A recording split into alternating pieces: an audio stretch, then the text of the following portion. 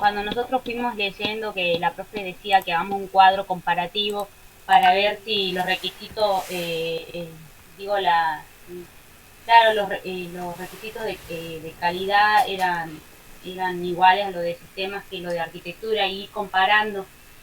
Nosotros cuando investigamos y buscamos en la ISO 91, ahí no me acuerdo cuál era, pero vimos, o sea, según nosotros, para nosotros no eran igual ni en nombre, y algunos sí, cuando los definía, sí tenían algo particular, y bueno, eso fuimos desarrollando en el cuadro.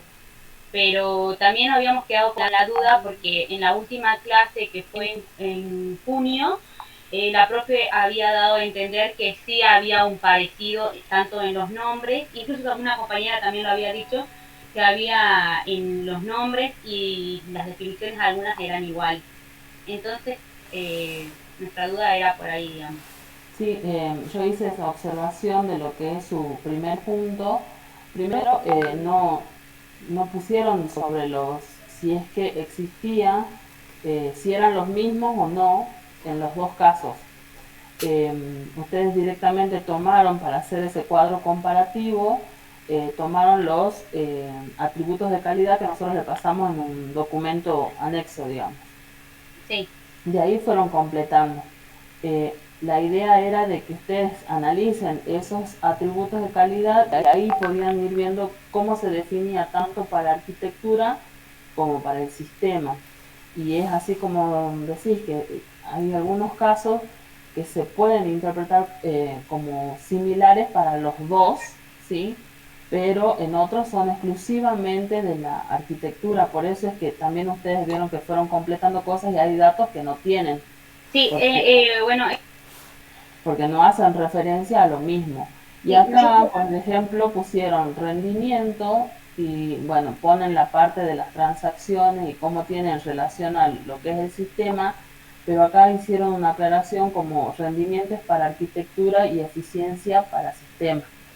Si hablan, lo que yo interpreto es cuando ustedes colocan así, es que el atributo de calidad se llama rendimiento cuando estoy hablando de arquitectura y si no se llama eficiencia para si estoy hablando del sistema. sí, tal cual. Bueno, pero en realidad este atributo es considerado rendimiento, se llama rendimiento y es una característica o una descripción para lo que es el sistema y otro para la arquitectura. Lo mismo acá con lo de seguridad, pasó exactamente lo mismo. Ahí encontraron ustedes como que vieron, yo comprendo eso, ¿no? De lo que ustedes colocan como que una similitud en lo de lo que se trata, digamos, el atributo para compararlo. Sí, sí, la verdad que eso no lo aclaramos. Lo mismo que cuando los cuadros que están libres y los que Ujú, tiene, digamos, la arquitectura, era como que era solamente de la arquitectura, y lo otro, claro. digamos, que no, exclusivamente, perdón, de la arquitectura, y en lo del sistema, digamos, directamente no lo tenías. Pero bueno, eso no lo aclaramos en el práctico, pero cuando lo íbamos haciendo con muchas dudas, inseguridad de que si estaba bien o estaba mal. Claro. No, es eso de interpretar los que son en sí propios de la arquitectura, porque ahí hace referencia, y como habíamos hablado de que los de la arquitectura tienen que ver con los requerimientos no funcionales en la parte de los atributos de calidad. Entonces, por eso, bueno, ustedes las definiciones de acá ya tomaron directamente de lo que es Todo. el documento, claro. Sí, sí, todo, sí, eso Em, también.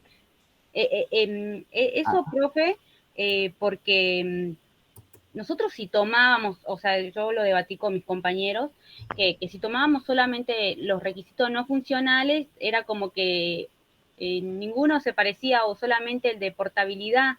Y mi duda particularmente, y lo que yo le comentaba a mis compañeros, era que la profe había nombrado, ay, lo tengo anotado creo, otros más que eran, digamos, que pertenecían a ambos. Entonces, por eso que yo le dije a los chicos, mejor tomemos todos los atributos de calidad, no solamente los no funcionales. Ese fue mi error.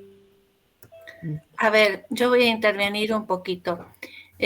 Podrían trabajarlo así, ¿de acuerdo?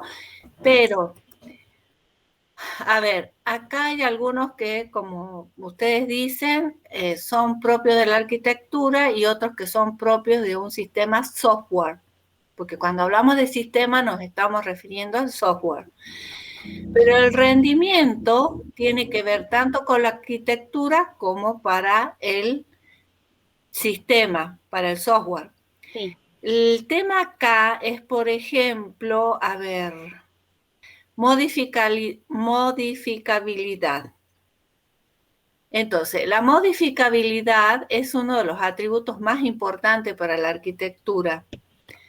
Entonces, se llama igual el atributo tanto para un sistema software como para la arquitectura.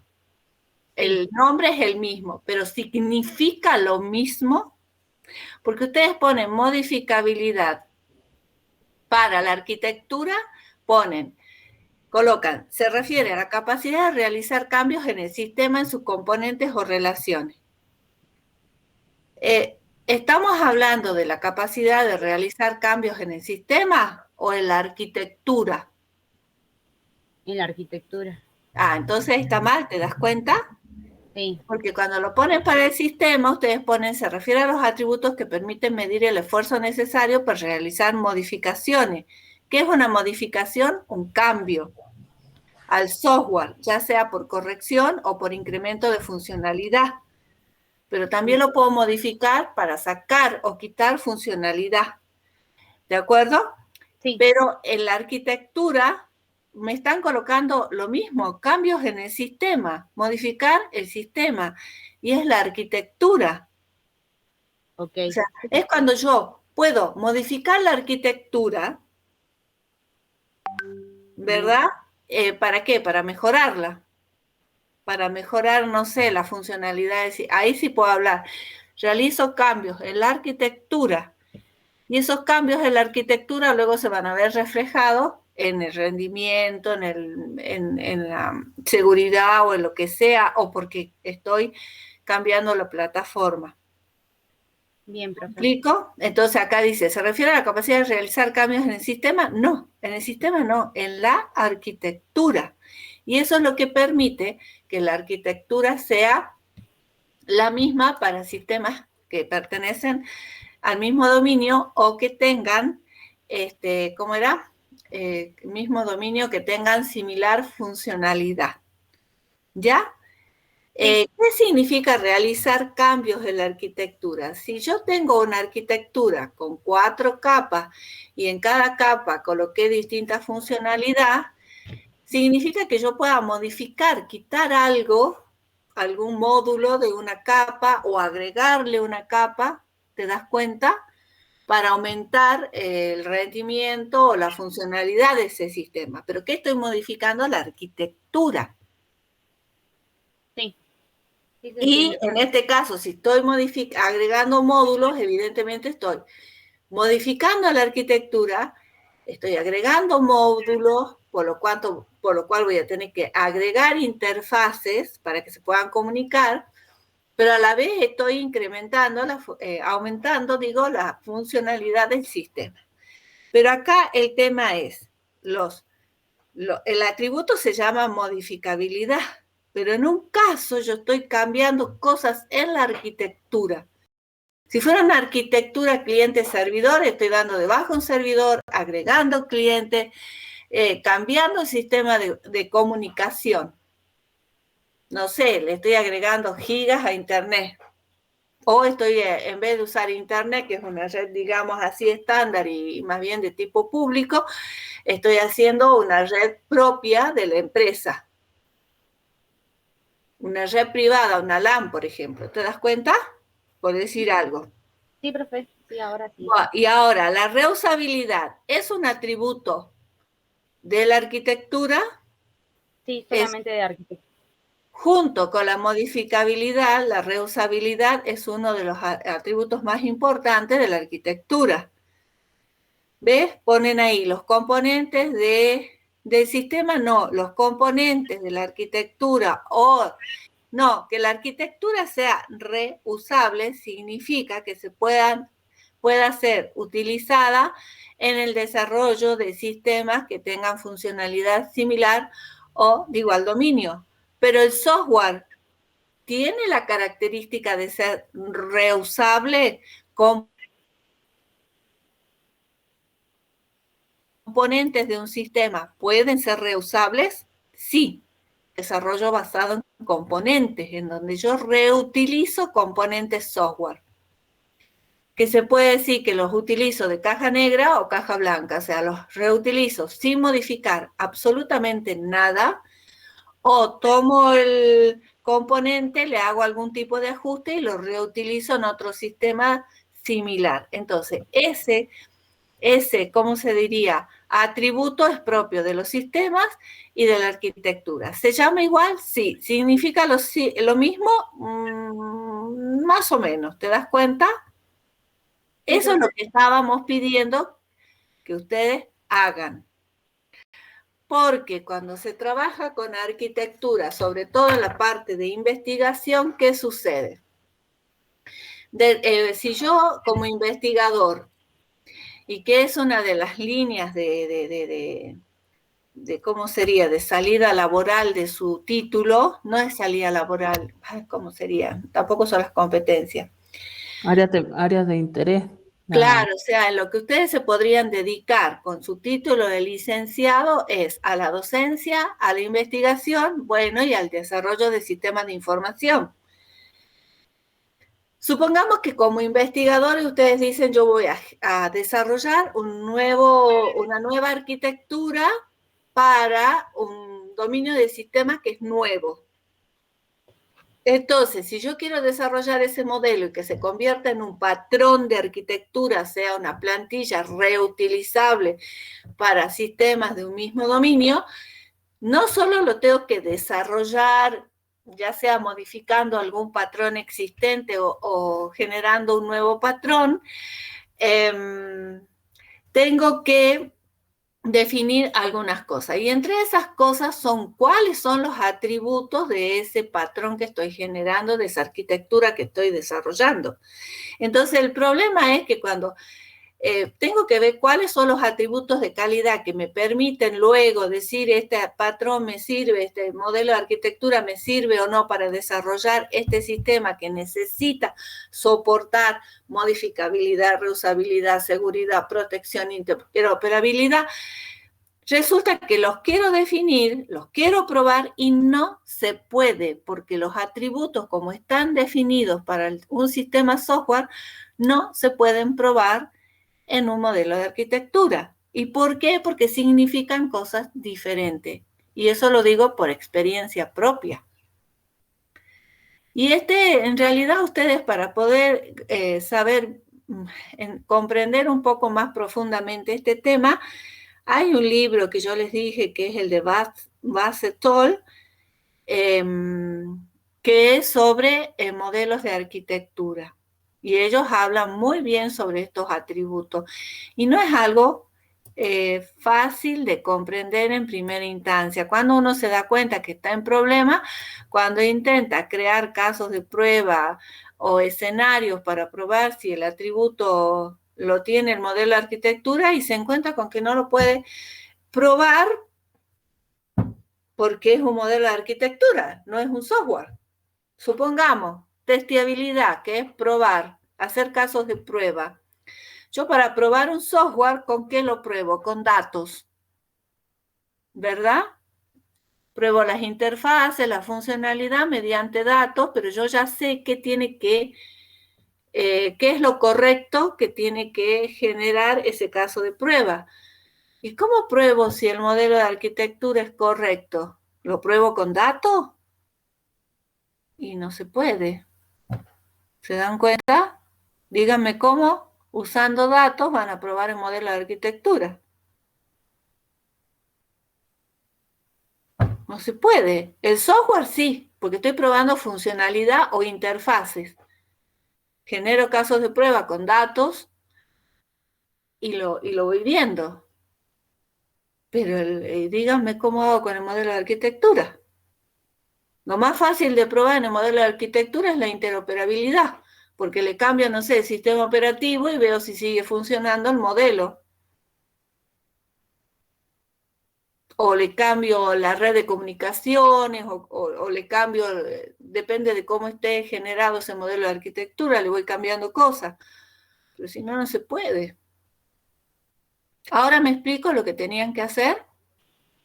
Sí, Que profe. ustedes puedan determinar que si bien algunos atributos se llaman igual, significan cosas diferentes cuando hablo de un sistema software que cuando estoy hablando de una arquitectura. Y que hay, como ustedes dicen, algunos atributos que son propios de la arquitectura y que en un sistema no tiene, en un software no tiene sentido medirlos. ¿Me explico ahora? Sí, profesora. Bueno, sigamos entonces con las otras cosas de Carolina. Bien, ese punto, el de Maiwa, Maiwa hizo una, redujo y solamente consideró los que creía que eran en semejanza, digamos. Así que ese punto estaba, esa era la observación del trabajo de Maiwa. Después plantearon las dos arquitecturas, plantearon primero, dejaron el diagrama de bloque con las correcciones. Aquí, a ver, déjenme ver. En este lo único que le observaría era la parte, ustedes agregaron un subsistema, un bloque para el subsistema de cobro y otros de compra. En el subsistema de cobro hacen toda la transferencia, todo eso va al usuario, pero acá no hay ninguna línea de retorno, ¿sí? Como para que el sistema de cobro también quede registrado en que esa compra realmente se efectivizó, ¿sí? Entonces eso es la observación que tengo del diagrama. Vuelvo a intervenir. ¿Por qué la base de datos de libros está fuera? ¿Esto qué es? ¿Un sistema de qué era Era este? el del e-commerce de los libros, una venta de libros online. ¿Por qué está fuera del sistema la base de datos de libros? ¿Porque consideran el sistema solo una gestión que puede acceder diferentes librerías? Sí, algo así también lo vimos, profe. Porque si no, la base de datos tendría que estar dentro. Bien. A ver, si esto fuera Mercado Libre, concuerdo que algunas bases de datos estén afuera, porque Mercado Libre gestiona la compra de insumos de distintos proveedores. Pero si este es un software para una como Amazon que vende libros, o Cúspide que se dedica solamente a vender libros, la base de datos tiene que estar adentro. Entonces, cuidado, hay que ver cómo se está pensando el sistema, porque si ustedes me pasan esto y yo lo tengo que corregir para un examen, capaz que les tacho como equivocado o como error. Entonces, ustedes cuando Deberíamos realizan aclarar. esto, tienen que aclarar cómo lo Bien. pensaron. Bien, profe. ¿Los demás están de acuerdo con eso? ¿Alguien tiene duda? Y como dice su profesora, como dice Carolina, también si ustedes tienen un carrito de compra, tiene que la línea ser doble línea, porque el subsistema cobro, tiene que cobrar o facturar, digamos así, lo que está en el carrito. ¿De acuerdo? Toman de ahí y hacen devolución. Bueno, porque yo podría borrar cosas también del carrito, ¿no? Sí. Supongamos que no está en stock. ¿Dónde está el subsistema de stock aquí? No está. Para poder comprar, yo tengo que consultar si hay, ¿cómo se llama esto? Si hay stock, Stock si el disponible. libro existe. Y eso no está reflejado en esto. Sí, nosotros. Y supongamos que el libro no me queden libros, entonces tengo que modificar el carrito para hacer el subsistema cobro. ¿De acuerdo con eso? Sí, profe. Bien, sigamos. Y de acá la otra observación que tenía era que habían planteado un modelo de capas, la arquitectura de modelo de capas, y en esta, si bien lo tenemos separado por distintos niveles, yo acá hubiera hecho una división de otra capa adicional, ¿sí? Donde yo maneje únicamente la parte de las consultas de movimientos, consulta de saldo, y otra que sí ya esté dedicada a la parte de transferencias, extracción y cambio de clave. Aquí tenemos separados así por distintos niveles, digamos, por la parte de lo que sea la interfaz de usuario, la parte de, en sí, la parte del acceso, la de recuperación de información, y después, bueno, ya la interacción en sí. Y bueno, por el último nivel que hace referencia a la base de datos, ¿no? Pero Vos dices, Carolina, que esta se sería podría dividir. Sí, dividir en lo que sería la gestión de seguridad y que sería claro, con el cambio de clave y todo eso. claro, Y me la otra que parecen sería la como, funcionalidad propia del sistema bancario, que claro, sería la consulta de saldo, la extracción, el depósito, todo eso. más que nada el tema de consultas lo Mm, podría separar como que es más simple, digamos, las tareas que se van a sí, realizar. En cambio, la parte de transferencias, cambio de clave, que son con datos también más sensibles, dejarlo en otra capa. bien. Si ustedes no están de acuerdo, defiendan lo que hicieron, ¿no? Porque No, todos sí, pensaron de alguna forma. no, ahora escuchando a la profe sí creo que tiene razón. Ah, no, tiene razón, pero como dijo ella, queda creo a criterio. Se puede hacer una capa más o se puede dejar ahí. No considero que esté mal si está así. No, es una sugerencia. Sí. Sí se entendió y creo que está buena la sugerencia. Si bien estamos viendo y corrigiendo el trabajo que presentaron sus compañeros, los demás pueden intervenir, ¿de acuerdo? Intervenir porque hay gente que no entregó el práctico directamente. Bueno, Recién veo que llegaron los prácticos, pero recién, ajá, bien. en horario de la clase ya. Profe, Y, sí, ¿puedo hacer una consulta? Por sí. supuesto. En este caso, en la arquitectura de capas, si lo voy a dividir, lo que debería ser la validación de tarjeta, debajo iría la otra capa que solamente esté la consulta y último movimiento, y debajo la capa de cambio de clave y eso, más que nada por el tema de la clave. Cuando yo tenga que recorrer la interfaz de arriba hacia abajo, que van dándole como capas más de seguridad, ¿puede haber algún problema si yo doy una validación de contraseña y yo quiero cambiar la clave y me estaría saltando la capa de consulta? ¿No habría un problema ahí? O sea, saltarme de la capa intermedia que se está por dividir ahí para saltar a una de más abajo.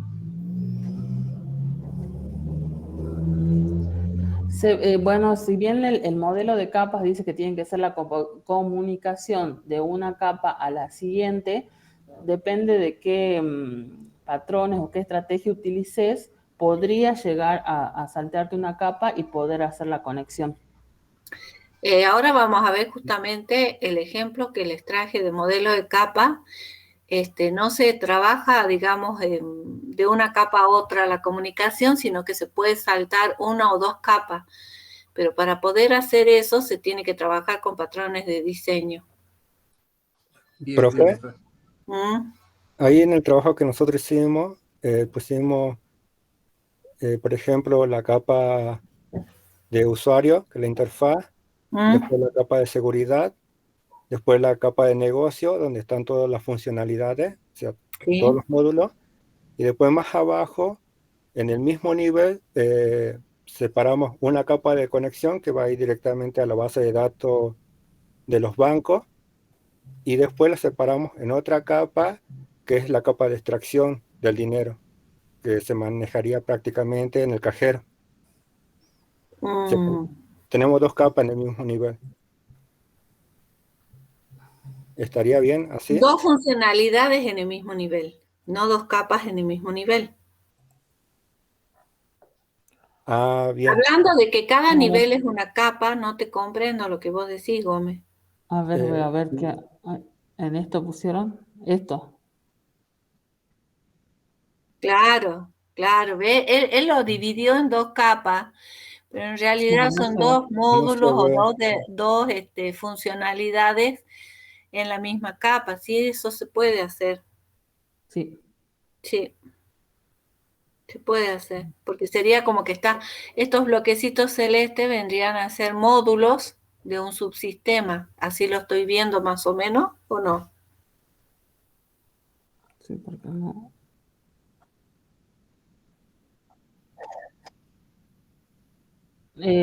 Si no, lo tengo que descargar a ver, porque lo estoy viendo con el...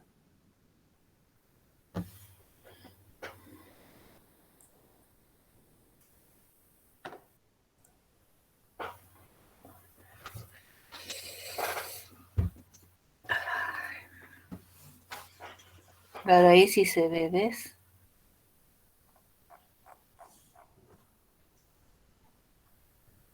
Tenemos capas de validación y validar usuario, capa de negocio, toda la atracción de dinero, capa de conexión que dice librerías. ¿De qué sería eso? Son librerías necesarias para conectarse a la base de datos, que ya estarían predefinidas. Ujú.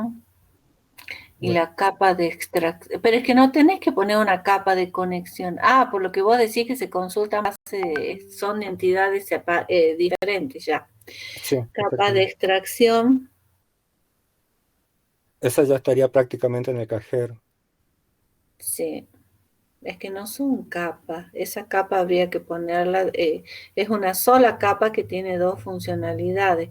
La conexión yo creo que no es necesaria ponerla. Sí, yo creo que van, bueno, así la capa de negocio, la capa de extracción, porque tiene las otras funcionalidades, Y la y capa de... después tener la base de datos. Vos sí vas a hacer uso de librerías para hacer la conexión, pero no es necesario explicitarlo como una capa. No, porque se infiere que de una capa a otra yo tengo que de alguna forma implementar la conexión, una interfaz. Que acá la interfaz sea hacia afuera y la otra sea interna, es cuestión de implementación. Ah, bien, bien, bien.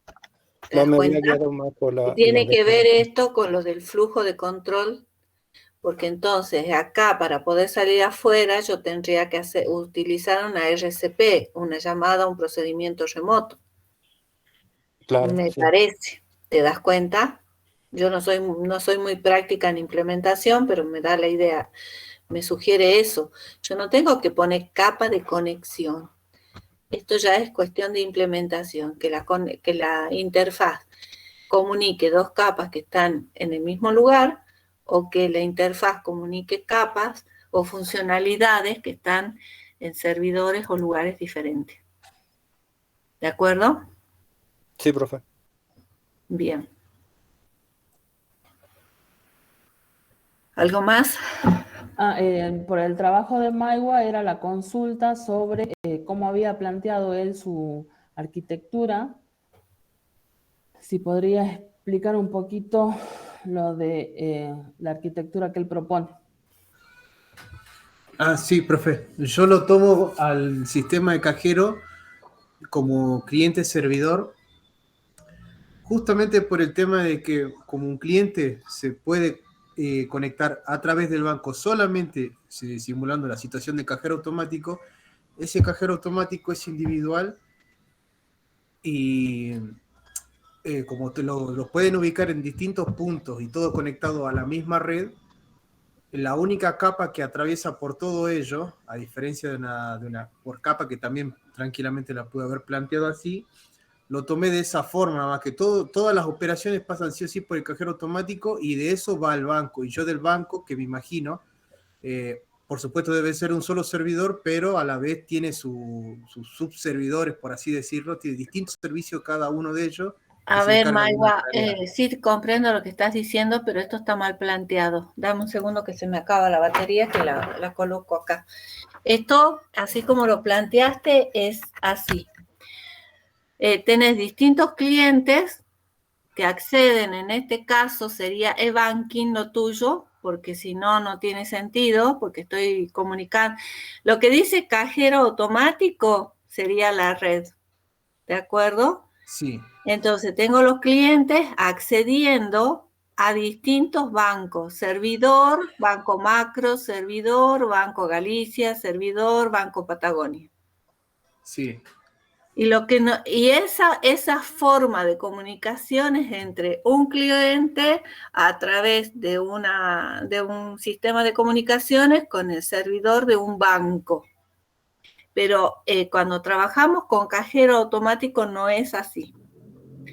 El cajero, si bien se comunica con bases de datos, lo que se comunica es con la base de datos del banco para generar las transacciones y las consultas. Pero en cuanto a la funcionalidad, digamos, de extracción, la funcionalidad de hacer una transferencia está embebida en el cajero. El cajero automático es un sistema embebido. No sé si me estoy explicando. Es un firmware, es un hardware que tiene programación embebida que es propia del cajero, que son las funciones que nosotros vemos. Validar una cuenta, hacer una extracción. Son funcionalidades que si bien son las mismas en todos los cajeros, pero están embebidas, son del cajero. Entonces, cuando dice, tengo que sacar dinero, como se trabaja con distintos bancos, la consulta se hace sobre la base de datos del banco. ¿Me explico? Sí. Y evidentemente hay clientes que acceden a ese sistema embebido, pero es un sistema embebido. Esto que vos planteás vendría a ser la forma de trabajo de un e-banking, que es la banca online, en donde hay clientes que acceden a través de Internet, en este caso, a los servidores de los bancos. Y ahí no hay un cajero. Vos accedes directamente al banco a hacer la consulta y a trabajar con el banco. Por Claro. eso, cada banco tiene una página diferente, cada banco implementa las cosas de formas diferentes. Profe, yo lo he pensado así de esa forma y traté de verla una solución, y yo pienso que si lo planteo con capas, me estoy acercando más a un home banking que al sistema cajero, por el tema de que... El sistema de capas se acerca más al cajero y esto se acerca al home banking. El tema pasa, como te digo, es que el cajero se lo trabaja como un sistema embebido. Es un sistema embebido. Es un hardware que tiene programado una programación que está embebida en el cajero. Claro. Porque es un ATM, es un autómata. Sí, por eso... Un autómata de... ¿Cómo sería la sigla? No me recuerdo bien las siglas, pero es un autómata el cajero. Sí. Y vos estás poniendo, fíjate, servidor de cuenta. ¿Sobre qué? Sobre el cajero que hace la comunicación, ya sea con el banco. Vos no tenés servidores. Acá el cajero no tiene que ir acá a cajero automático, sino acá se especifica el medio de comunicación entre el cliente y el servidor. Sí. Y entonces ahí, por eso es que la profe dice que es más parecido a un home banking, porque el medio de comunicación, bueno, va a ser internet. Ahora, si vos lo considerás de que va a ser igual a través de la red, la parte de la comunicación, cada uno de estos clientes son cajeros automáticos. Exacto. ¿Sí? Pero no, porque este es el medio de comunicación, entonces eso no puede ser un cajero automático. Los clientes sí pueden ser cajeros. Claro, cajeros automáticos serían los clientes, el medio de comunicación, pero se está accediendo a un servidor de base de datos en cada uno de los bancos propios de cada banco. Claro, sí, lo comprendo, profe. Ahí ahora sí podría funcionar. Sí, voy a la siguiente consulta. Si usted me dice que lo plantea como una arquitectura en capas, yo lo que leí de arquitectura en capas, que lo que más me gustó, que sobresalía, es que cada capa le agrega un nivel de protección a la capa inferior. Sí. Entonces, yo lo veo como un home banking a la arquitectura en capas, porque yo puedo acceder a un home banking no solamente de un dispositivo, que vendría a ser el celular, también puedo ingresar de una tablet, tal vez si tengo un control automático puedo acceder de un navegador, de un televisor. Como hay varios dispositivos que son independientes, por así decirlo, del propio navegador, las capas le van agregando seguridad porque estamos hablando de una cuenta bancaria. Yo más que nada, por eso yo pensaba... No, ya te muestro cómo es en la arquitectura de aplicaciones, está el ATM, cómo lo modela Somerville. A ver, dame un segundito a ver si lo tengo acá. Acá está. A ver, voy a compartir para que veamos la diapositiva. Ay, ¿cómo era esto? Pantalla completa. Dame un segundito, ya estoy compartiendo. No, este no es. Ay, Señor Santísimo. En el icono que está al lado de la manito, Pilar. Ese con la flecha. Presentar ahora. Toda tu pantalla. Ay, sí, es como que han cambiado también las interfaces de los bancos macro. No sé quién habrá hecho esas interfaces. Si alguno de ustedes, discúlpenme, pero tan horrible. A ver esto, veamos. Me dice dejar de... ¿Alguien está presentando? No, estás vos, ya se ve, buscar la... Es que sale como Ahí está. duplicado, no sé. Ahora, listo, Ahora sí. este es sistema, continuación, ¿y ahora qué pasó? ¿Dónde está? Ahí está, este es ocultar. Fíjense, arquitectura de un sistema ATM. Los ATM son los autómatas de los cajeros. Fíjense, la entrada, conseguir ID del cliente, validar y seleccionar, implementado como software en el ATM. La salida, imprimir y regresar tarjeta en ATM. Y la base de datos está en el banco. Toda la parte de procesamiento está en el banco. ¿Te vas dando cuenta? Que una cosa, el ATM viene a ser como una gran interfaz hacia la base de datos del banco. Bien, profe. Pero en este caso es solamente el del cajero nada más, porque el cajero es la única máquina que se puede comunicar de esa forma con el sistema del banco, con la base del banco. Es Sí. el único intérprete que está. Sí. Ah, bien. Pero hay dos cosas en este momento. Antes eran solo los ATM, ¿verdad? O sea, los cajeros. Bueno, primero era ir al banco. Yo, cliente, voy al banco a sufrir. Después salieron los cajeros, los sistemas embebidos estos, que permitían el acceso al banco, ¿te das cuenta? Pero en realidad no es al banco, sino a la base de datos del banco. Entonces, toda la funcionalidad que implica, disculpen, una alta, una baja y una modificación, sería las altas de cuentas se hacen en el banco, pero lo que es consulta y transacciones sobre la cuenta bancaria se hacen con la interfaz, que es el cajero, que tiene esa funcionalidad, pero yo estoy trabajando con la base de datos del banco. Y después salió la banca online, que es un sistema cliente-servidor, pero es donde yo, cliente, a través de internet, utilizo o ingreso o me comunico, con el servidor del banco. Y en el servidor del banco hay toda una funcionalidad para que yo, sin necesidad de una persona, pueda interactuar con el sistema. Todo un sistema de interfaces. Pero te podés imaginar que yo, como cliente, como un NN que no sé de contabilidad, no sé de nada, no puedo acceder directamente a mi base de datos, porque entonces yo diría, uy, qué poquita guita que me queda, tengo, no sé, 2.000 pesos hasta fin de mes, yo me voy a aumentar el saldo a 200.000 pesos. Eso yo no lo puedo hacer, porque hay todo un sistema de seguridades para que yo no puedo gestionar la base de datos. Sí. Hay toda una funcionalidad por encima que me tiene que validar como cliente. El sistema es el que toma las decisiones, el sistema.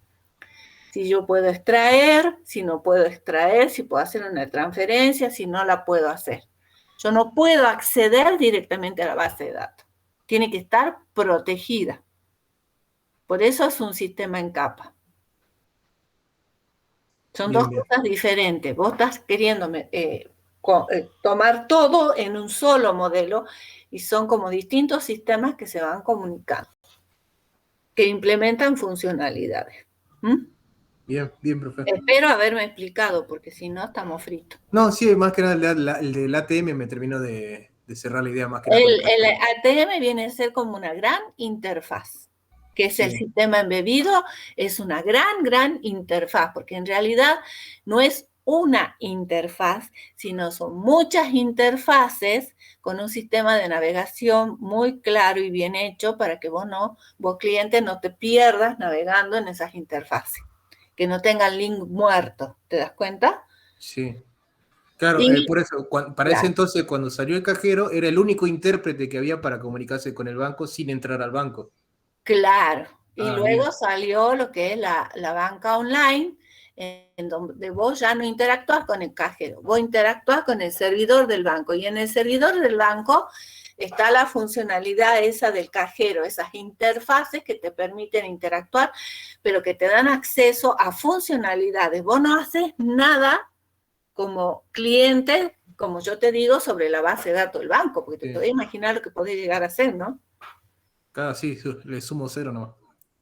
Sí. Además, no podés acceder a la cuenta de otra persona. Hay muchos sistemas de protección. Es un sistema muy complicado. Bien, bien, Bueno, profe. Bueno, ¿alguna otra cosa? no, a mí No, me quedó claro, profe. Gracias. bueno, y después de las observaciones de los demás, no, ya está.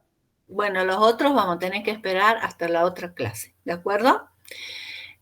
Sí, ustedes tienen que tomar en cuenta que las cosas, si bien se simplifican para los mortales comunes, digámoslo así, se complejiza muchísimo para los que trabajan desarrollando y los que tienen otro nivel de conocimiento y que tienen que implementar todo esto. Porque cada vez es más complicado realizar los sistemas. Y desde el año pasado se ha puesto de manifiesto que prácticamente todo ya es virtual. Las compras. Ustedes vieron, antes, ¿quién accedía a un supermercado a través de online para hacer una compra? Si la diversión cuando estábamos aburridos era ir al supermercado a comprar, ¿o no? Hay gente que iba a pasearse al supermercado a ver qué productos nuevos había, a ver qué compro, a comparar precios. Era un paseo. Uno iba a otro país, iba a otra provincia, y una de las diversiones era ir al supermercado a ver qué hay de nuevo. Y desde que estamos encerrados no podemos hacer eso. No podemos ir, no, bueno, el año pasado fue más trágico que este año, pero el que se quiere cuidar no va al supermercado. O entra al supermercado y ve que está lleno y sale huyendo, o no, o se quedan ahí en medio de la masa covidosa, como dice mi hija. No, salimos huyendo. Entonces, se han tenido que fortalecer y rever las páginas web. Yo me acuerdo que al principio comprar, a ver en cuál compraba yo, que era un dolor de cabeza. Creo que el Comodín era el que tenía la página web más flexible para hacer compras desde un principio, pero lo que era Bea, por Dios, tenía 4 productos, era horrible la página. Ahora uno entra y encuentra de todo. ¿Por qué? Porque la gente no va, entonces se ha tenido que fortalecer todos los sistemas, todo. Un poco más no compramos la nafta por internet, ¿vieron? Ya viene Servimoto con el bidoncito y nos lo deja en la puerta porque nos carguemos en el auto directamente. Y si se lo pedimos, capacitos son de hacerlo. Todo compramos, el sándwich, todo. Y antes era compro el sándwich, ahora compro el sándwich. ¿Cuáles son sus preferencias? Y le ponen botoncitos mutuamente excluyentes o casillas de verificación. Quitar mostaza, quitar ketchup, agregar mayonesa, agregar salsa criolla o no. Entonces, comprar un triste sándwich se convierte en un parto de 1 hora más o menos hasta que logramos hacerlo. Pan blanco, pan integral, pan árabe. ¿Lo quiere calentado? ¿No lo quiere calentado? ¿Es así o no? Opinen, opinen. ¿Cómo va cambiando? Y los que tienen que trabajar en esa implementación de estos sistemas, cada vez más complicado. O los implementadores dicen lo contrario.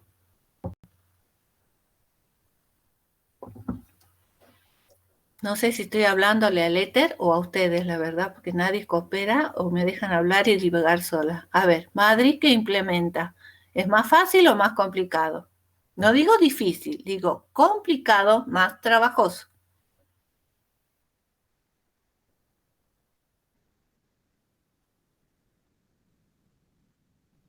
Más trabajoso, ¿verdad? Y sí, antes las páginas eran tremendamente sencillas. Ahora no. No, no, no, no, no. Yo me acuerdo hace unos años, la mayor novedad que tenía el Sanatorio del Rosario, que es uno de los que implementó los sistemas online, de los primeros sanatorios que complejizó su funcionalidad con sistemas online, era pedir el turno a través de la página. ¡Wow! ¿Por qué no? Y cuando uno quería hacerlo presencial, lo echaban del sanatorio. Ahora, al revés, yo no voy, yo quiero que todo sea online. Bueno, entonces, ¿a qué voy con esto? Que muchos sistemas se están convirtiendo como los ATM, son sistemas embebidos, o sea, yo configuro un sistema en el cual puedo interactuar, pero que es propio para el comercio. ¿Vieron como las maquinitas de gaseosa? Pero supongamos una máquina en donde yo no tenga que estar en contacto con un humano. Yo voy y en la compra del celular, por ejemplo, veo los modelos. Claro que aquí eso no duraría ni 5 minutos porque se lo robarían, pero en fin, accedo a la maquinita para comprar un celular. Veo los modelos e interactúo con la máquina para comprar el celular, le pongo la tarjeta de crédito y me da el celular, así como compro una gaseosa o algún paquetito de caramelos o sándwich. Pero esa máquina tendría que tener un software embebido que haga eso y que se conecte a su vez con, digamos, con la empresa para avisarle de que tienen que actualizar la base de datos de stock, la base de datos de producto, y podrían generar información de qué productos son los favoritos de los clientes. Pero son sistemas embebidos, vienen a ser ATM, pero en este caso de venta de celular. Pero bueno, eso no resultaría porque no duraría mucho ahí en la calle en la maquinita, ¿no? Pero en fin, es una idea que se me ocurre. Bueno, vamos a ver ahora 2 ejemplos, como dijimos, de modelos de arquitectura. O sea, ¿cuál es la facilidad de usar un patrón de arquitectura? No que sea algo complicado como les está sucediendo en este momento, que no sé bien cómo es el tema, sino cuál es la facilidad que me aporta un modelo de arquitectura. En particular este que les voy a mostrar, que fue desarrollado con esa intención de hacer las cosas fáciles, no difíciles. Bueno, veamos. No, esto no, acá. Bien.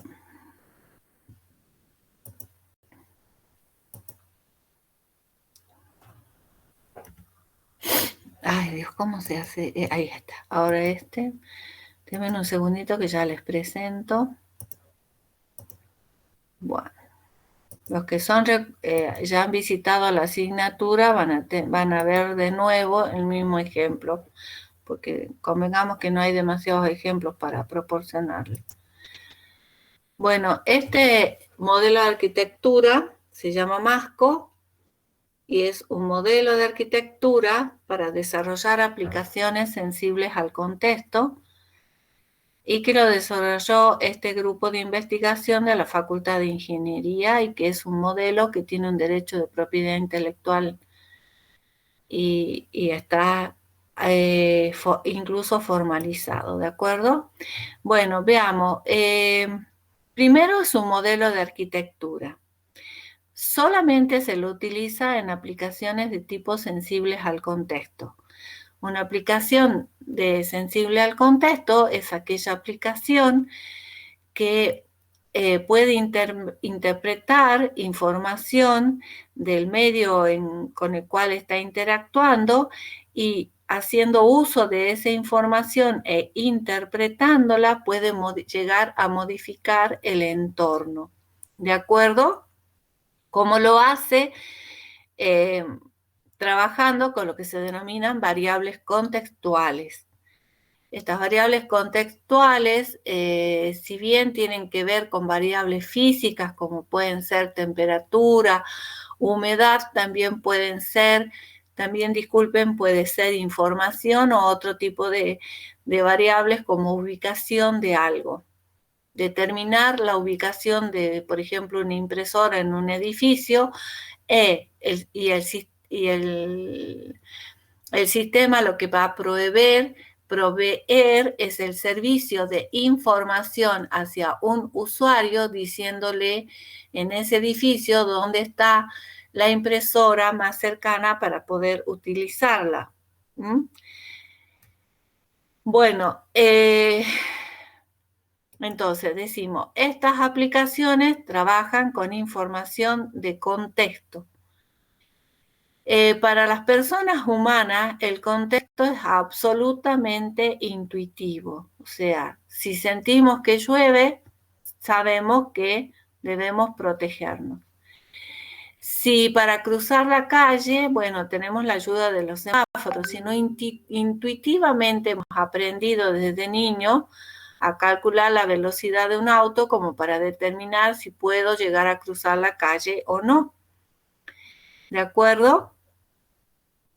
Pero si estamos trabajando con una computadora, estas variables contextuales que para nosotros son absolutamente intuitivas, como la computadora es una máquina, no puede interpretar el contexto. Y la única forma de hacerlo es mediante dispositivos. En este caso se utilizan mucho los sensores.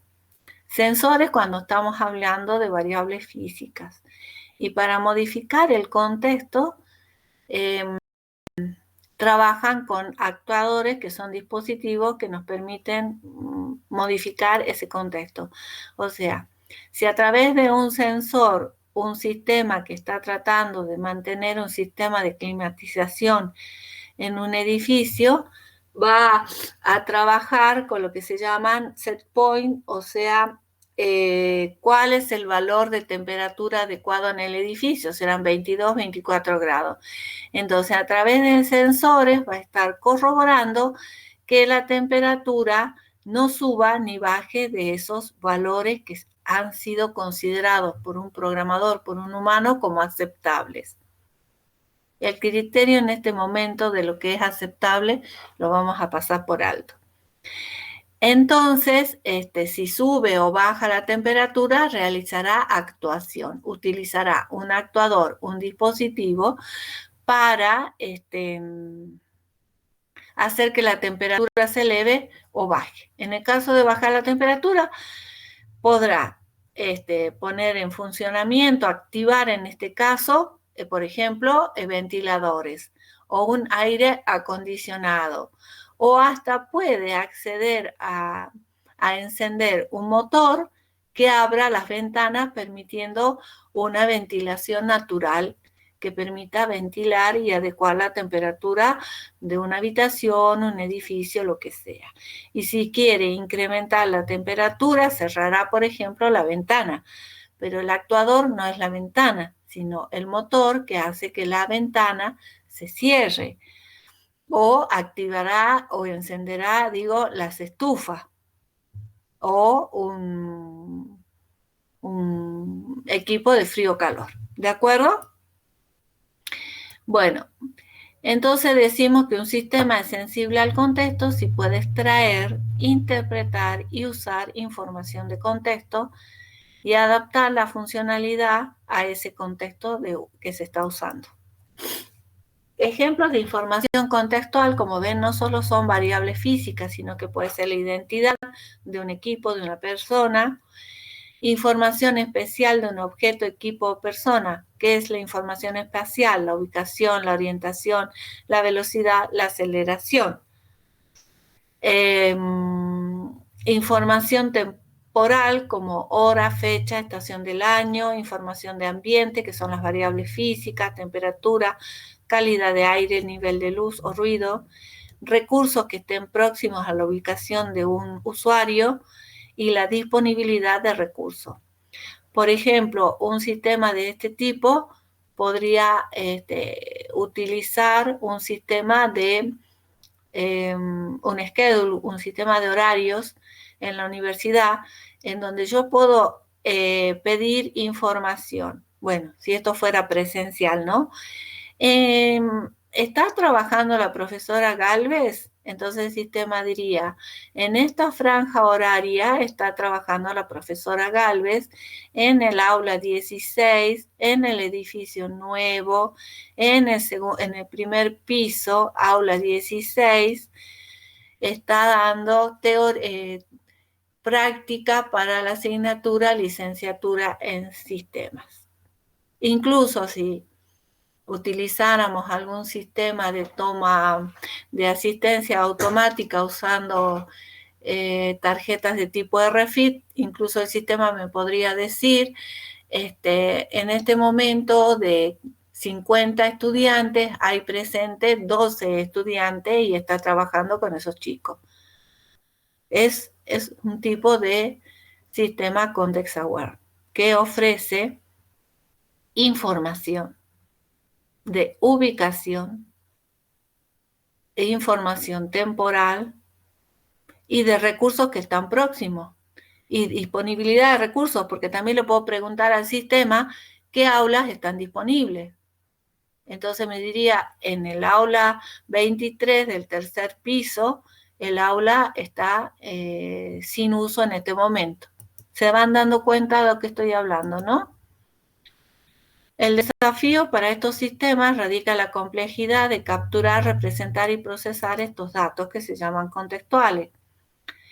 Y bueno, esto que ya dije que necesito los sensores y los actuadores, ¿no? Bueno, ¿cuáles son las características de esta aplicación? Presentación de información y servicios al usuario, ejecución automática de un servicio para un usuario, etiquetado del contexto para su posterior recuperación, ejecución automática de un servicio en respuesta a la comprobación de ciertos valores, de variables contextuales, que sería cuando yo requiero el servicio de que se enciendan los ventiladores para bajar la temperatura de una habitación. Este modelo de arquitectura fue pensado para trabajar con aplicaciones de tipo industriales, o sea, supongamos en una empresa, en una empresa que trabaja produciendo acero inoxidable. Entonces ustedes dirían, bueno, ¿y qué variables quiere comprobar o quiere manejar el sistema?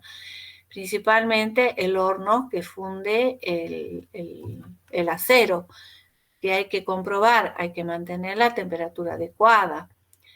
Otra cosa que se comprueban estos son los robots con los que se trabajan, o sea, los brazos robóticos, las cintas de transportación, porque las cintas tienen varias variables que son necesarias de comprobar y de controlar, que son, por ejemplo, la velocidad de la cinta, el peso de la cinta, la ubicación, la tensión, porque si va muy rápido, va a llevar el producto antes que se lo requiera al lugar y va a producir que se atasque ¿cómo sería?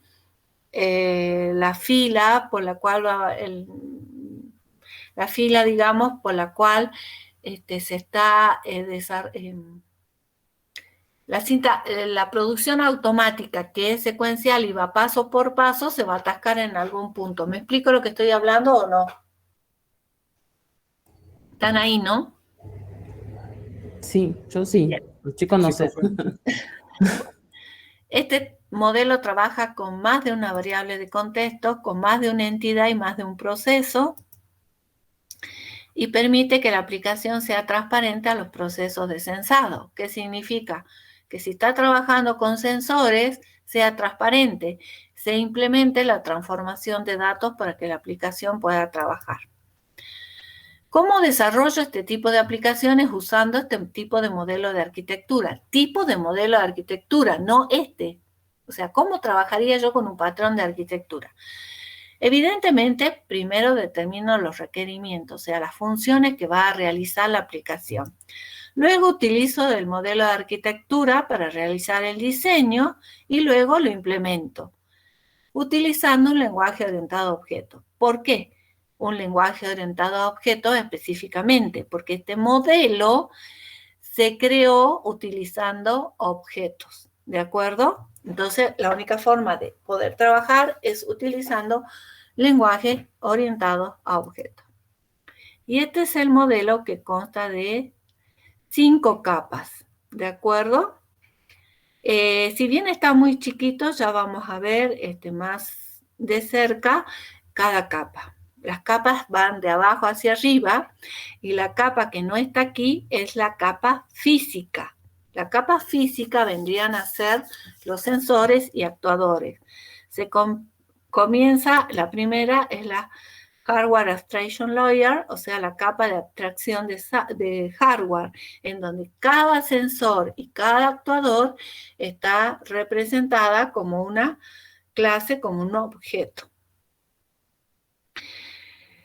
Esta es la Hardware Abstraction Layer que se comunica, fíjense, con la Sensing Concern Layer. ¿Por qué? Porque los datos que son censados en la hardware pasan a la capa de sensing, en donde son interpretados, porque ustedes ven que hay una clase que se llama Sensing Policy, que tiene un patrón de diseño que permite que haya una regla que transforme el dato de cada sensor a algo que puede interpretar el sistema. Los sensores leen variables analógicas, el sistema solo puede interpretar variables que son de tipo digital.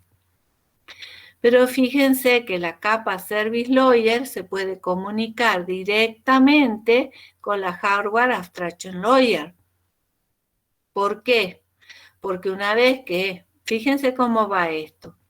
Yo lo voy a explicar así rapidito, después lo vemos con un ejemplo. Entonces, se censan las variables, son interpretadas en la sensing y pasan a la Context Layer, a la capa de contexto que está acá arriba. En la capa contextual hay un patrón de diseño en Context Aggregator que puede determinar cuál es la variable de contexto que fue censada. Puede ser una variable de ubicación, porque este modelo fue primero desarrollado para trabajar con ubicación de un objeto, de una habitación, de un edificio, de una oficina, de un usuario, y ofrecer servicios en función de la ubicación del usuario, como yo decía recién, consultar cuál es el aula disponible, consultarle al sistema donde hay una computadora disponible, una impresora. Pero luego se lo amplió pensando en aplicaciones de tipo industrial, entonces acá esa variable contextual, aparte de ser ubicación, pueden ser otro tipo de variables, en donde evidentemente esos otros tipos de variables van a realizar la comprobación de, por ejemplo, si fuera la temperatura está o no en su rango aceptable. ¿Y qué va a hacer? En función de esa comprobación va a requerir de un servicio, va a ir de nuevo a la capa Service Layer. Y el servicio puede ser un servicio de un objeto o puede ser un servicio interno. Y si fuera de un objeto, por ejemplo, de la temperatura, entonces debería ese servicio de aumentar o disminuir la temperatura, tendría que pedírselo a la Hardware Abstraction diciendo que ponga, vaya a trabajar con esta clase Actuator, en donde se va a buscar el actuador que permita, por ejemplo, que el actuador sea un ventilador, da la orden de que ese ventilador se encienda. Pero ven que me estoy saltando capas, no voy capa por capa. Eso es porque se trabajó, todo este modelo está trabajado con patrones de diseño. Y bueno, cuando se trabaja con la capa Context Aggregator, también que hay que ver la última, que es la capa de aplicación, la Application Lawyer, en donde se trabaja y se ve con cuál entidad se está trabajando y de esa entidad cuál proceso. ¿Mm?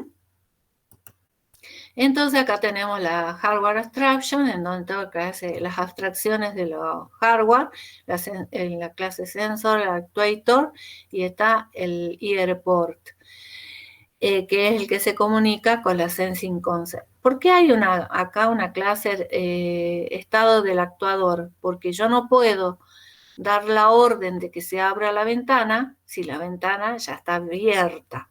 Entonces, para poder ejecutar la actuación se tiene que consultar el estado en que se encuentra ese actuador.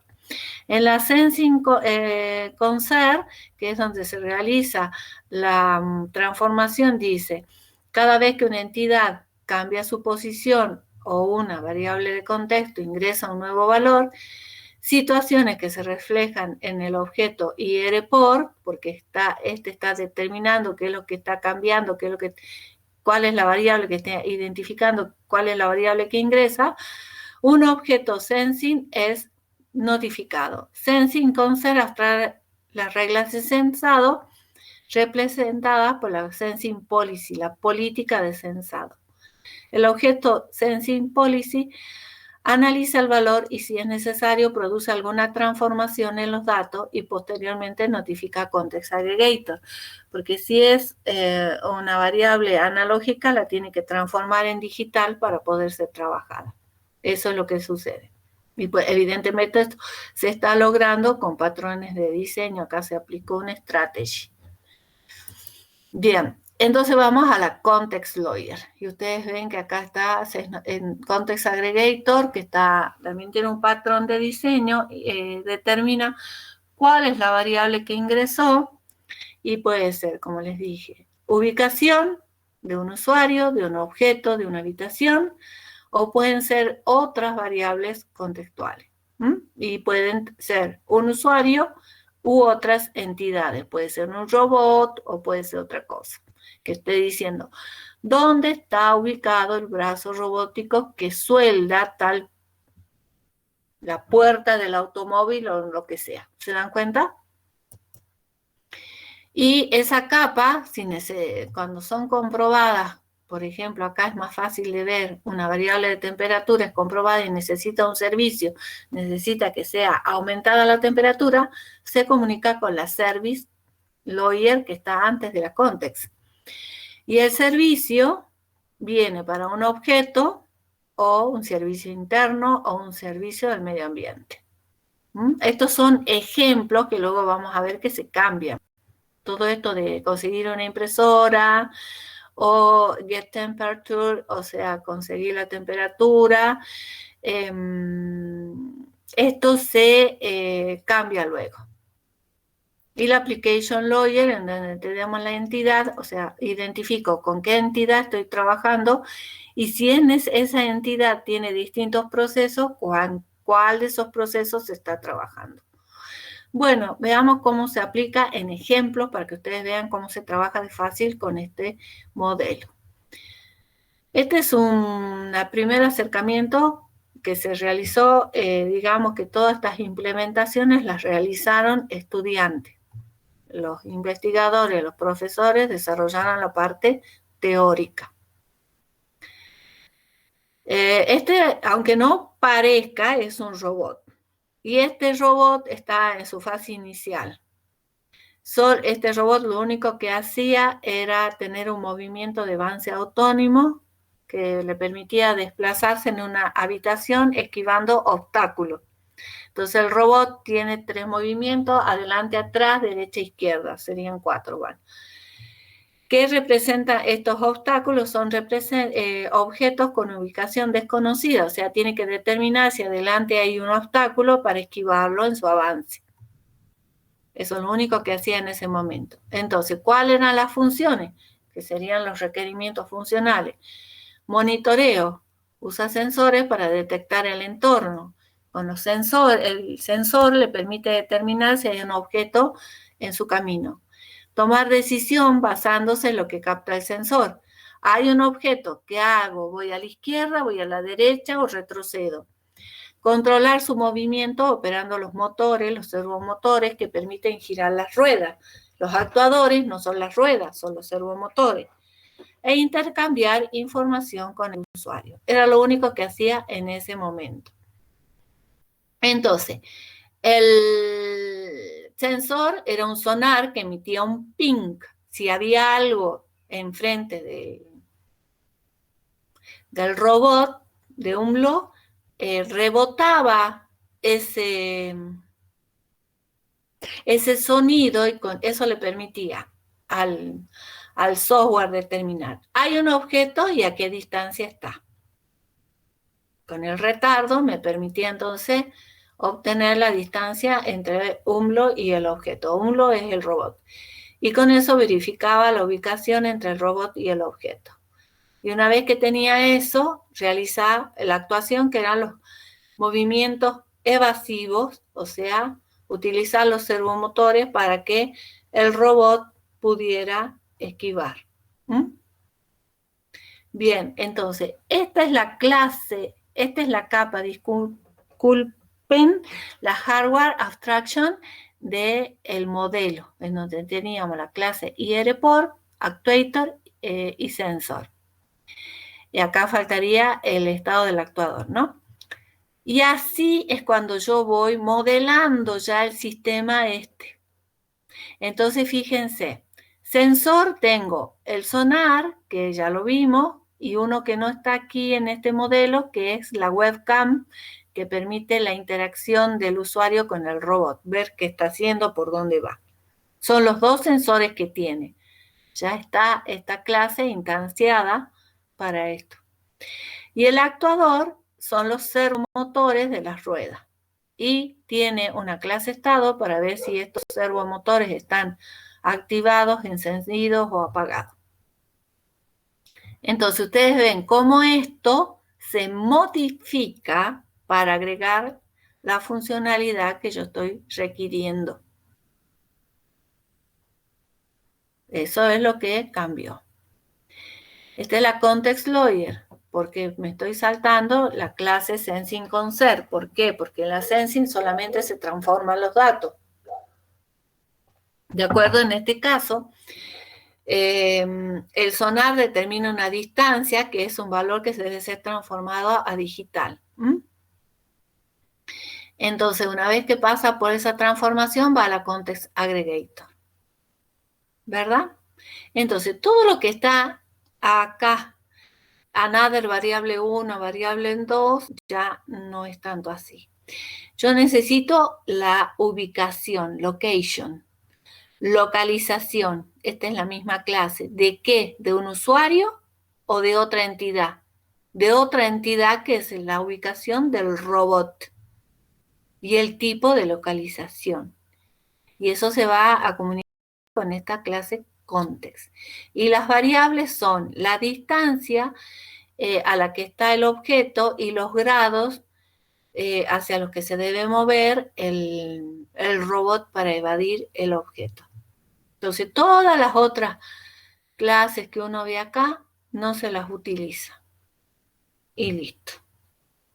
¿De acuerdo? Se modifica y se simplifica un poco el modelo, que son las 3 clases que yo necesito para manejar el sistema de movimiento del robot. Y los servicios, fíjense que esta es la capa de servicios donde teníamos conseguir impresora, eso ya no lo necesito porque eso era un ejemplo. Lo que yo necesito acá son el Object Service y el servicio del objeto, ¿cuál es? Ubicar ese servicio, el movimiento, el avance y la parada. Y el movimiento es avanzar, ir a la derecha o ir a la izquierda. Los robots no se mueven más que hacia adelante, hacia atrás, derecha y izquierda. No tienen muchos movimientos. Bueno, y de ahí eso es lo que se cambia acá. ¿De acuerdo? O sea, estas clases que eran solamente un ejemplo para el modelo, se cambian por las que son necesarias para la aplicación en sí. Bueno, ese es UMLO. Evidentemente ustedes dirán, ¿y para qué han hecho todo eso? Bueno, el robot tenía otra funcionalidad un poco más complicada, pero esta fue la primera parte del modelo, ver si lo podíamos modelar, si se podía modelar la funcionalidad que necesitaban utilizando el modelo de arquitectura, y ustedes ven que es tremendamente sencillo. Luego, ¿qué hay que hacer? Colocar, usando un lenguaje orientado a objetos, ir implementando las clases, la comunicación, las interfaces y ya. ¿Alguna pregunta hasta ahí? Podían preguntar, por ejemplo, qué lenguaje se utilizó, alguna vez el robot caminó, alguna vez hizo algo en su vida. Sí. Bien. Segundo ejemplo, control climático en un invernadero. Les comento que este ejemplo es un ejemplo que se utiliza mucho cuando se hace investigación. Acá está realizado con el modelo, pero también puede ser un sistema embebido, que un investigador de Santiago del Estero lo realizó como un sistema embebido. Esto está pensado para ser usado con una computadora de tipo personal, ni siquiera con un PLC, ¿de acuerdo? Pero podría ser también un sistema embebido, pero bueno, como se quería utilizar en modelos, se lo trabajó así. Este sistema realiza el seguimiento de los parámetros o variables necesarios para crear y mantener un ambiente de clima óptimo para el desarrollo y crecimiento de las plantas. Entonces, el invernadero trabaja con 4 variables contextuales que son temperatura, iluminación, humedad y dióxido de carbono. Y estas variables son diferentes y propias para cada tipo de planta y cultivo. Para leer y mantener estos valores en los valores que necesita determinadas plantas, se utilizan sensores. Se analizan estas variables para ver si están en los valores correctos, y si hay que modificarlas, se utilizan actuadores. Súper sencillo. Entonces, se monitorean las variables. ¿Cuál? Luminosidad, temperatura, dióxido de carbono y humedad. De estas variables hay algunas que son directamente proporcionales. Si aumento la luminosidad, aumenta la temperatura. Sea luz natural, o sea el sol, o sean luminarias, lámparas. Si aumento la luminosidad, la planta va, entre comillas, a transpirar, entonces va a haber dióxido de carbono y va a haber más humedad. Y si aumento la temperatura, evidentemente que va a haber más dióxido de carbono. Y si aumento la temperatura, va a disminuir la humedad. Esto significa que son variables, inversamente proporcionales. Entonces hay que censar estas variables, ver cuáles son sus valores, comprobarlos y ver si hay que actuar o no. Pero supongamos que tengo que aumentar la temperatura, sé que me va a quitar humedad a la planta. Entonces, sé que debo hacer algún tipo de riego, ya sea vapor, un riego simple, un riego más, tipo lluvia, tipo, si es una planta tropical, un poco más intensa. Y bueno, entonces comencemos. Tenemos la hardware. ¿Cuáles serían los sensores? El sensor de humedad, el sensor de CO2, de temperatura, de luminosidad. Fíjense, sensor, temperatura, humedad, dióxido, y un sensor para ver las luminarias, porque la luz incrementa la temperatura. Y los actuadores, bueno, un actuador para la temperatura, uno para la humedad, uno para dióxido de carbono y para la luminosidad. ¿Por qué ponemos actuador de temperatura y no particularizamos? Porque en algunos, como esto va de, o sea, la temperatura, la variación de la temperatura va a depender de la planta. A veces es suficiente con abrir la ventana para que baje la temperatura lo suficiente para la planta. Pero si yo tengo una violeta alpina, con abrir la ventana en un día de verano con 30 grados de temperatura, la pobre planta se me va a morir igual. Entonces ya no necesito, no me va a servir abrir la ventana. Voy a tener que ponerle un aire acondicionado que baje la temperatura a 2 grados porque una planta que necesita frío. ¿Me explico en esto? Que entonces acá no sé, se dice un actuador para la temperatura, se generaliza un poquito cuando se implementa esto. Y evidentemente para hacer la actuación tengo que ver el estado del actuador, si se abre, se cierra, se activa o se inactiva, se apaga, se enciende. Bueno, una vez que tengo esto y los datos se interpretan en la clase de Sensing Concept, pasamos a la Context.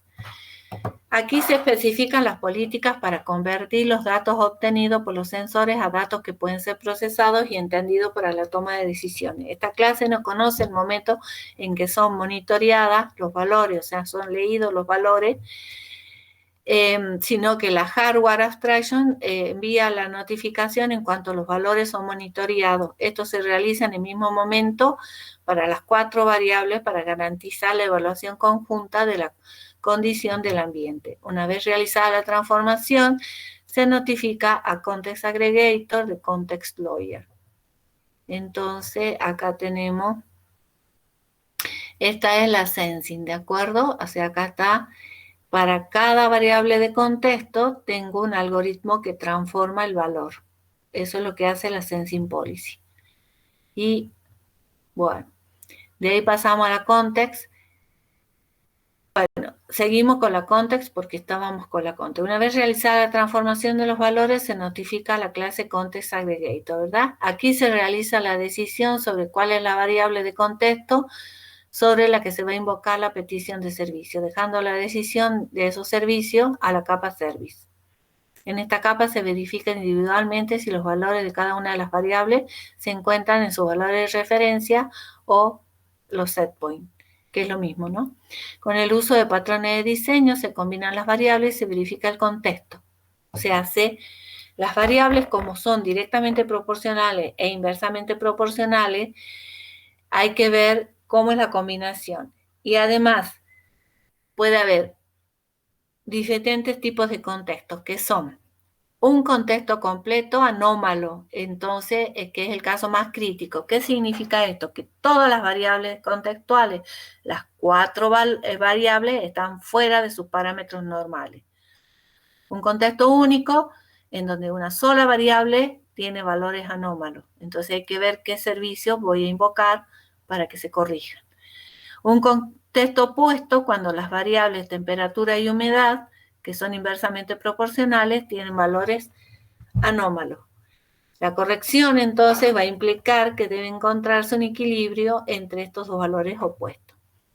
Solo en el caso de valores anómalos se notifica a Context Aggregator para que defina la forma de contexto y llame los servicios de acuerdo al caso anómalo, el caso que se está presentando. Si no se presenta ningún valor que esté anormal, no se llaman servicio y se aguarda el siguiente tiempo de monitoreo para verificar el estado del sistema. O sea que no se está leyendo las variables constantemente, sino que también, dependiendo del tipo de planta, se va definiendo periodos de tiempo en los cuales se testean y se comprueban las variables. Entonces acá la Context Aggregator, esta es como está definido en el ejemplo, como se lo definió en el patrón de arquitectura. Yo que vamos a usar de acá esta parte, las another variables. Entonces fíjense cómo me queda. Context, ¿cuáles son las otras variables contextuales? Temperatura, humedad, dióxido y temperatura. Entonces, una vez que se testean estas, este estado de contexto dice si es correcto o incorrecto. O sea, ¿se encontraron valores que están incorrectos?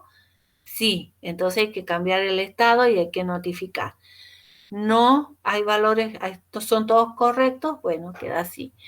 Entonces, cuando se definen cuáles son las variables que tienen valores anómalos, se usa acá esto que está implementado, es un patrón, y se ve si es el full context, todas están fuera de valor, una sola fuera de valor, o el contexto está, son las variables que son inversamente proporcionales. Se define el contexto y acá se implementan los, ¿cómo sería? No es el algoritmo, sino se define el algoritmo, el proceso que va a modificar las variables para que se corrijan los valores.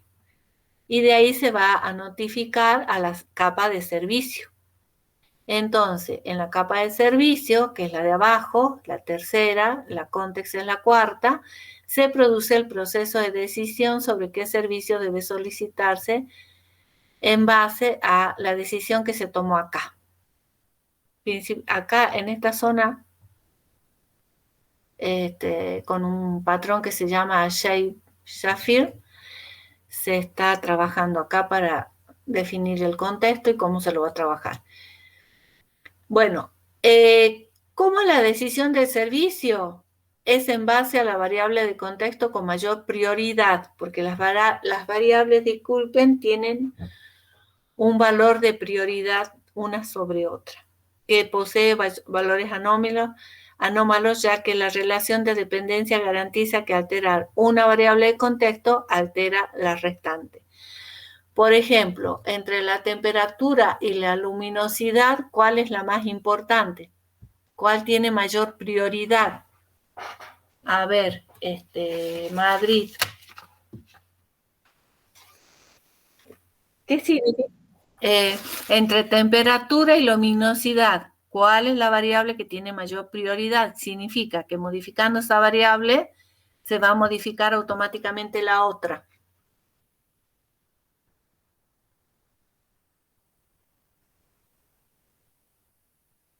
Luminosidad y temperatura, ¿cuál tiene mayor prioridad? ¿Cuál es la variable que modificándola automáticamente la otra va a cambiar? No. No, ¿Quién dijo no? no, profe, en realidad es la otra variable, porque de lo que dijo recién fue que, claro, lo que dijo Noelia, porque respecto a esa va a variar todas las otras variables. Bueno, ¿y cuál es la que tiene mayor prioridad? ¿Luminosidad o temperatura? Luminosidad. Claro, si aumento la luminosidad va a aumentar la temperatura. Si bajo la luz va a disminuir la temperatura. Entonces, por eso dice que se hace esta decisión de solicitar el servicio, se hace en base a la variable de contexto con mayor prioridad. Entonces, yo bajo el nivel de luminosidad y automáticamente la temperatura va a bajar. Entonces, yo no necesito invocar los servicios sobre la luminosidad y la temperatura, sino solo sobre la variable que incide más, la que tiene mayor prioridad. ¿De acuerdo? Para esto, la clase Service Coordinator realiza la decisión en base al estado de los actuadores. Una vez llamados los servicios, se cambia el estado de los actuadores en la capa Hardware Abstraction. ¿Por qué dice cambio el estado del actuador? Porque supongamos que tengo que bajar la temperatura y con abrir la ventana es suficiente. Entonces, ¿qué tengo que hacer? Cambiar el estado. Si la ventana está cerrada, el motorcito lo enciende y se abre, se va a abrir. Y si está abierta, al revés. ¿Ya? Y luego se aguarda el siguiente periodo de monitoreo para que se valide la acción, porque en ese periodo no puedo saber si la actuación se realizó o no. Ahora, para este caso de estudio, se determinó que tras ocurrir un estado crítico de contexto completo no corregido, el full context, cuando las 4 variables están fuera de su valor normal, tras ocurrir ese estado crítico no corregido en 3 iteraciones, o sea, en 3 periodos, se pasa a control manual. Si yo en 3 periodos el software no logró corregir el estado anómalo, se pasa a control manual, ya que el sistema no fue capaz de corregir el valor y hay riesgo de pérdida de cultivo por condición extrema, que no se pudo arreglar en forma automatizada. Todo este tipo de sistemas que son un tantito críticos en cuanto a pérdida, en este caso, de las plantas, del cultivo, pérdida de la producción, pérdida de equipamiento costoso, siempre se determina cuánto tiempo voy a esperar a que el sistema pueda corregir la situación para que no lleguemos al extremo de tener una pérdida de producción o de un equipamiento, sino que paso a control manual. Eso significa que va a tener que venir un humano y arreglar las cosas. Entonces ustedes ven que esta era la capa de servicio normal que teníamos modelada en el patrón de arquitectura, y van a ver cómo acá cambia. Y tenemos service, el servicio, que es esta, que ya está con algunos métodos, agregar datos, verificar el actuador, llamar al servicio de incrementar o llamar al servicio de reducir el valor de la variable, y eso va a ir al object service, porque no es un servicio interno, sino que es un servicio que se invoca sobre un objeto que es una. Entonces, el object service, que va a ser incrementar el valor de la variable o bajarlo. ¿De qué? De la temperatura, de la humedad, del dióxido de carbono o de la luminosidad. Se incrementan o se reducen estos valores de cada variable, que es el método que se va a implementar. Y listo. Entonces, una vez que uno ve el modelado completo, súper fácil. Esto se va implementando cada clase, cada método, cada interfaz, cada comunicación y listo. ¿Alguna pregunta? Así como se ve de tan sencillo que es, esta parte de definir cómo se va a trabajar la definición del contexto para llamar a los servicios, nos llevó un año. Porque la primera intención fue esto, que está implementado con un patrón, hacerlo con un conjunto de reglas, como cuando se trabaja con los sistemas de inteligencia artificial, con reglas de decisión. Entonces nosotros decíamos, si aumenta la luminosidad, entonces va a aumentar la temperatura, entonces haga tal cosa. Pero resulta que para que este modelo que está definido con objetos y está modelado con objetos y se trabaja con objetos, no se podía realizar con una base de decisión. Tenía que ser resuelto el problema de esa base de decisiones con objetos. ¿Y cómo se hizo? Utilizando patrones de diseño. Pero hacerlo, esto que se ve tan sencillito, costó muchísimo, mucho estudio de cómo funcionan los patrones, mucha implementación y casos de prueba, hasta que esto resultó. Y fue un trabajo espectacular, que en realidad es como los estudiantes son los que realizaban las implementaciones, y trabajábamos con solamente 2 estudiantes en general, que eran parte del equipo de investigación. La verdad que los chicos aprendieron muchísimo de patrones de diseño de objeto y de implementación de trabajo con objeto. Esto está hecho con objeto puro. Y el trabajo fue a CASIC y fue elegido entre los 10 mejores trabajos de ese año, y están en el proceeding de los 10 mejores trabajos presentados en ese congreso. Pero eso lo hicieron estudiantes como ustedes. Muy inteligentes, pero se trabajó con muchísimos estudiantes, o sea, no solo estos 2 que participaron durante casi 8 años, 6 años, no recuerdo cuántos años, en forma permanente con el equipo, sino que con estudiantes que realizaban tesinas, porque este modelo también se lo llegó a utilizar, para trabajo con sistemas que utilizaban celulares, dispositivos móviles y se lo utilizó en otro trabajo muy lindo también que se hizo, que fue una tesina, que fue la implementación de un prototipo de sistema de seguridad para una casa inteligente, que fue uno de los primeros.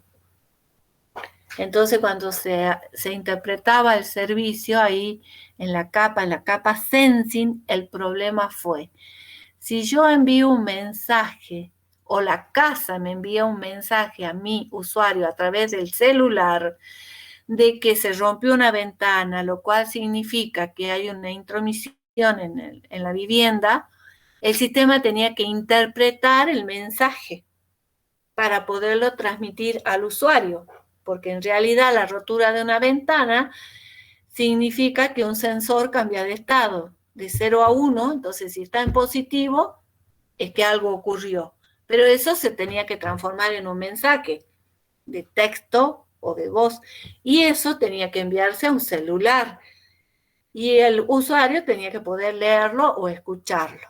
Entonces, el estudiante estaba muy tranquilo y yo decía, ¿cómo va a hacer eso? No, entró a internet, había la rutina existía, la modificó, la puso ahí y listo. Y el sistema lo implementó y estaba muy bueno también. Solo tenía un pequeño problema. ¿Cuál era? Porque acá la comunicación entre la vivienda y el usuario se realizaba a través de internet. ¿Alguien me puede decir cuál es la falla de esos sistemas que todavía existe, aún en el 2021? Piensen. O sea, no es una falla, sino que los sistemas no funcionan 100% como deberían. ¿Por qué? La falta de conexión. No solo la falta de conexión, sino... ¿El corte de luz? ¿Ah? ¿Cómo dijo? Los cortes de luz, la falta de conexión a internet. Pero digamos que esa falla es algo natural. Hay otra falla, es algo que puede llegar a suceder, y que la falta de conexión de internet por un corte de luz o de corte de servicio, digamos que, bueno, es algo previsible que puede ocurrir, pero hay otra cosa por lo cual el sistema generalmente no funciona 100% como debería funcionar, y que tiene que ver con el rendimiento y el performance. La única que está despierta es Cruz. Pablo, ¿qué puede ser? ¿Pablo Maigua o Pablo Vilte? ¿Qué puede ser que pueda afectar el rendimiento de este sistema? Por El mucho tiempo de que usted lo respuesta, quiera profe, programar bien. ¿Gómez? el tiempo de respuesta Perfecto. se rompió ¿Y el qué es lo que me vidrio. está fallando en el tiempo de respuesta del sistema? Que queda fuera de los desarrolladores, del usuario y de todo lo demás. El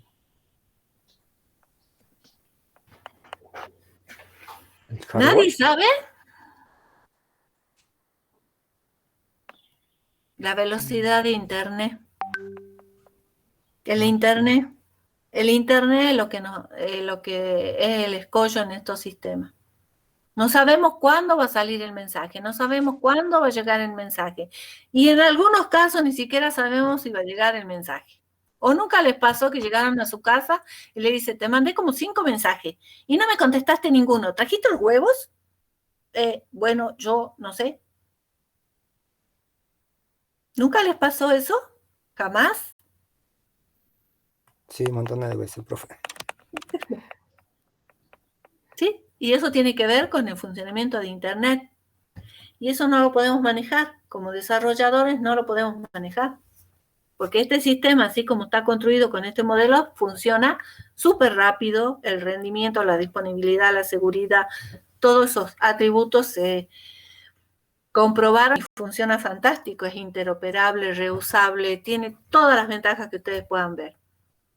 o quieran probarle al modelo. Pero cuando lo utilizo para comunicación móvil con un móvil, el internet nos falla. Y eso está fuera del alcance del desarrollador y del usuario. Porque muchas veces nos venden 10 megas y cuando vamos a medir la red son 10 megas o 100 megas o giga megas, no sé, son de fantasía, ¿o no? Bueno, ¿preguntas? ¿Van comprendiendo cómo se utiliza el modelo de arquitectura? Tengo los requerimientos, lo modelo, lo implemento. Trabajos en realidad sencillos, que si no tuvieran el modelo, el plano, que ustedes pueden utilizar y reutilizar en distintos sistemas que tengan estas características, tendrían que ponerse a pensar cómo lo voy a organizar para poder implementarlo. ¿Se dan cuenta? Bueno. No nos queda mucho tiempo para ver el otro ejemplo que quería que vean. Este es un modelo en capa. Un modelo que rompe las reglas de utilización de un modelo en capa. Tiene más de 5 capas y la comunicación no es entre capas adyacentes, sino que es saltándome capas. Y eso se logra únicamente usando patrones de diseño. El otro ejemplo que está a cargo de la profesora Tolaba es la arquitectura cliente-servidor, pero yo creo que la vamos a tener que ver la otra clase. Yo creo, Carolina, que el martes podían trabajar con ese ejemplo y echarle una miradita a los otros trabajos prácticos, si te parece. Bueno. Entonces esa clase la van a tener con la profesora Tolaba y van a ver cómo se utiliza una arquitectura cliente-servidor que parece ser la más sencilla, la más intuitiva para modelar y diseñar un sistema. ¿Alguna pregunta que tengan? ¿Les aclaró un poco cómo se utiliza un patrón de arquitectura para organizar el sistema? Sí, bueno. Si no, la forma de cómo lo van a organizar el sistema, cómo lo van a trabajar, se hace un poco más complicado que tomar algo que está hecho y decir, esto lo coloco aquí, esto lo coloco acá, esto no lo utilizo. Bueno, pero el patrón tiene que ser reutilizable, modificable, interoperable. ¿De acuerdo? Bien, Carolina, ¿algo más? No, nada más. Dejé puesto el trabajo nuevo, el 11 en el aula virtual. Eso ya lo trabajaríamos, lo revisaríamos, mejor dicho, el jueves que viene, no el martes, sino el jueves. Y pueden trabajarlo si desean en grupo, pero les sugiero que el paper que se les pasa, en el cual se basa el trabajo práctico, lo lean todos. Recuerden que estos trabajos, estos papers, esta bibliografía adicional que se les ofrece para trabajar y para que ustedes aprendan un poquito más, es evaluable, ¿de acuerdo? Y si encuentran algo que no se comprende, es conveniente que lo consulten. Bueno, si no tienen más preguntas, por hoy terminamos.